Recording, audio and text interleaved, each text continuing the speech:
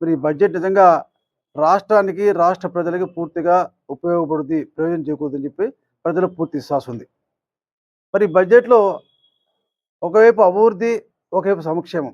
రెండిటి కూడా సమతుల్యం చేసుకుంటూ ముందుకు పోయిన బడ్జెట్. అంతేకాకుండా ఈ బడ్జెట్ ఒకసారి కనుక పరిశీలిస్తే పరిశ్రామిక రంగాన్ని అభివృద్ధి చేయడం కోసం, అదేవిధంగా ఇరిగేషన్ ప్రాజెక్ట్ ఏర్పాటు చేయడం కోసం గాని, మౌలిక సదుపాయాలు ఏర్పాటు చేయడానికి కూడా ఈ బడ్జెట్‌లో ఎక్కువ నిధులు కేటాయించారు. మా నాయకుడు చాలా అనుభవం ఉంది కాబట్టి తప్పకుండా మరి ఈ బడ్జెట్ వలన మేలు జరుగుద్ది. ఈ బడ్జెట్‌లో అప్పటికి అన్నదాత సుఖీభవకి ఇచ్చారు.